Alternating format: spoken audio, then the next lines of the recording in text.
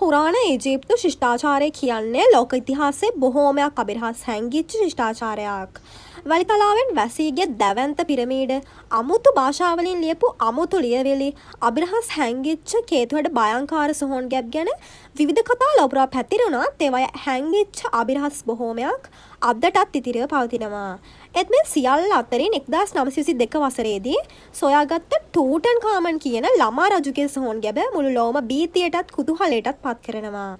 ඉතින් මේ සොයා ගැනීමත් එක්ක ලොවපුරා පැතිරුණු පාරාවරුන්ගේ ශාපය අදටත් විද්‍යාවයි මිත්‍යාවයි අතර මහා පරතරයක් නිර්මාණය කරලා ඉවරයි. ඉතින් ටූටන්ඛාමන් රජුගේ සැබෑ කතාව මොකක්ද? ඔහුගේ අකාල මරණයට හේතුව කුමක්ද? සොහොන් ගැබේ තිබ්බ වටිනා වස්තුන් වගේම ගවේෂණයට සම්බන්ධ වෙච්ච පුද්ගලයන්ට අත්වුණු ඉරණම පිළිබඳව දැනගන්න රැඳිලා ඉන්න කියලා ආරාධනා කරනවා මේ වීඩියෝ අවසාන තප්පරයේ තෙක්.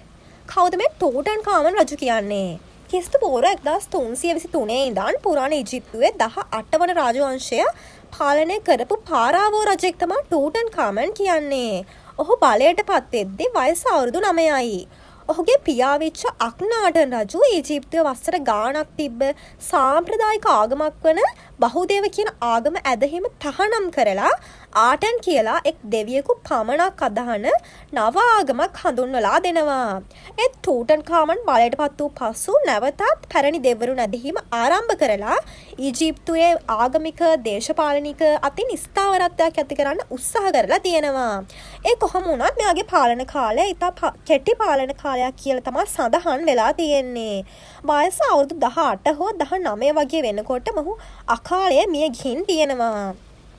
ටූටන්ඛාමන් රජු කියන්නේ ඉතා දුර්වල සෞඛ්‍ය තත්ත්වයක හිටපු කෙනෙක්. මේකට ප්‍රධානම හේතුව තමයි ඔහුගේ මවයි පියයි සහෝදර සහෝදරයන් වීම. ඒ නිසාම ඔහුට උපතින්ම පාදයක ආබාධයක් වගේම ඇටකටු සම්බන්ධ රෝග තිබිලා තියෙනවා. ඒ නිසාම ඔහුට ඇවිදීමට සැරයටියක් අවශ්‍ය වෙලා තියෙනවා. ඔහුගේ සොහොන් ගැබෙන් විවිධ වර්ගයේ සැරයටි 130කට අධික ප්‍රමාණයක් හමු වෙලත් තියෙනවා. ටූටන්ඛාමන් රජුගේ සොහොන් ගැබ සොයා ගැනීම වසර 3000කට අධික කාලයක් ඊජිප්තුවේ රජුන්ගේ නිම්නය කියන කොටසේ වැලියට සැඟවිලා තිබ්බ මේ ටූටන්ඛාමන්ගේ සොහොන් ගැබ 1922 නොවැම්බර් 7 වන දින බ්‍රිතාන්‍යයේ පුරාවිද්‍යාඥයෙක් විච්ච හෝවර්ඩ් කාටර් කියන පුද්ගලයා හොයා ගන්නවා. අතර මේ කාටර් වසර ගාණක් තිස්සේ මේ සොහොන සෙවීමට මහන්සි වෙලා තියෙනවා. ඉතින් ඒ කොහොම වුණත් මේ සොහොන සොයා ගැනීම අනිත් ඒවාට වඩා අතිශය වැදගත්. ඒකට හේතුව තමයි ඊජිප්තුවේ තිබ අනෙක් සෑම රාජකීය සොහොන් ගැබම වගේ පුරාණ කාලයේදීම නිදන් හොරුන් විසින් කොල්ල කාලා තියෙනවා. නමුත් ටූටන්ඛාමන්ගේ සොහොන ඒ වෙනකොටත් ඒ කියන්නේ 1922 නොවැම්බර් 4 දින වෙනකනුත් තිබිලා තියෙන්නේ කිසිවෙකුගේවත් ස්පර්ශයකට ලක් නොවි සම්පූර්ණයෙන්ම ආරක්ෂිතවයි.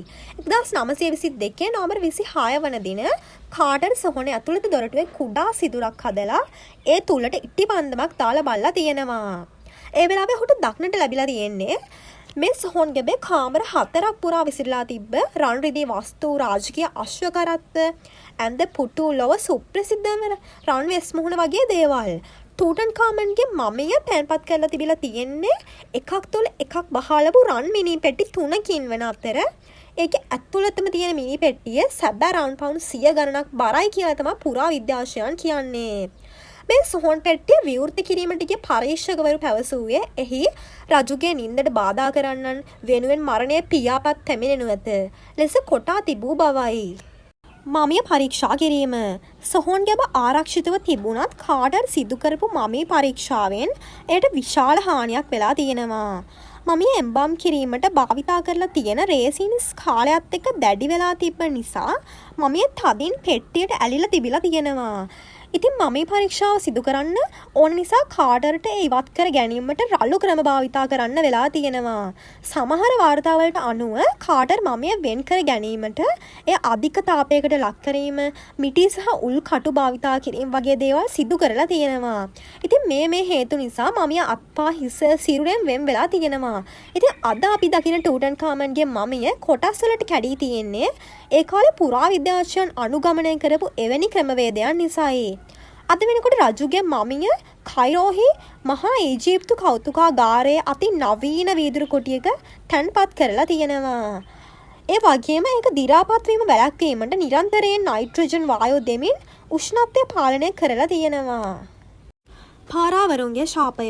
මේ සොහොන් ගැබ විවෘත කිරීමත් එක්ක ශාපය ගැන කතා ලෝපුරා කැළඹීමක් ඇති කරලා තියෙනවා. මේකට ප්‍රධානම හේතුව තමයි සොහොන සොයා ගැනීමට මුදල් වියදම් කරපු ලෝඩ් කානර්වන්ගේ අභිරහස් මිය යාම. සොහොන විවෘත කරලා මාස 5ක් වගේ කෙටි කාලෙකින් ඔහු මිය ගිහින් තියෙනවා.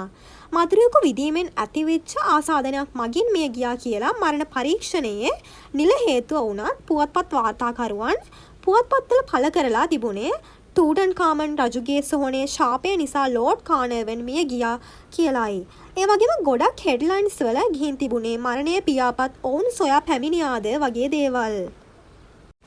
කානර්වන් මිය යන මොහොතේම කයිරෝ නුවර පුරා විදුලිය විසන්ධි වෙලා තියෙනවා. ඒ විතරක් නෙවෙයි මේ මොහොතේම එංගලන්තයේ හිටපු ඔහුගේ සුරතල් බල්ලාත් අද්භූත විදිහට කෑගසා මිය ගිහින් තිබෙනවා. මේ සිදුවීම් වලින් පසු සොහොනට ඇතුළු වෙච්ච තවත් පුද්ගලයන් කිහිප දෙනෙක්ම හදිසියේ රෝගාතුර වී නැත්නම් හදිසි අනතුරු වලින් වගේ දේවල් වලින් මිය ගිහින් තිබෙනවා. කොහොම හරි අවසානයේට මම විවෘත කරන්න ගිය පර්යේෂකයන් කණ්ඩායමෙන් එක් අයෙක් හැර අන් සියලු දෙනා විවිධ අද්භූත සිදුවීම් වලින් මිය ගිහින් තිබෙනවා. මේ වගේ එකිනෙකට බැඳිච්ච අද්භූත සිදුවීම් නිසාම මේ පාරාවරුන්ගේ ශාපය කියලා ගොඩක් අය විශ්වාස කරනවා. ඒ විතරක් නෙවෙයි සුප්‍රසිද්ධ ලේඛකයෙක් වන සර් ආතර් කොනන් ඩොයිලි පවා කියලා තියෙන්නේ සොහොන් ගැබ ආරක්ෂා කරන බලවේගයන් විසින් මේ මරණ සිදු කරනවා කියලායි. ටියුටන්කාමන් රජුගේ සොහොන් ගැබේ කොටලා තිබ්බ විදිහට ඇත්තටම මරණය පියාපත් ඔවුන් වෙනුවෙන් පැමිණෙයිද? ඉතින් ඉස්සරහටත් මේ වගේ මම විවෘත කරන ගවේෂකයන්ට මේ දේම සිදු වේවිද? ඉතින් ඔයා මේ අභිරහස් ශාපය ගැන මොකද හිතන්නේ කියලා පහලින් කමෙන්ට් කරන් යන්න අමතක කරන්න එපා. මේ වගේ තවත් අභිරහස් කතා දැනගන්න අපේ නාලිකාව සබ්ස්ක්‍රයිබ් කරලා තියාගන්න.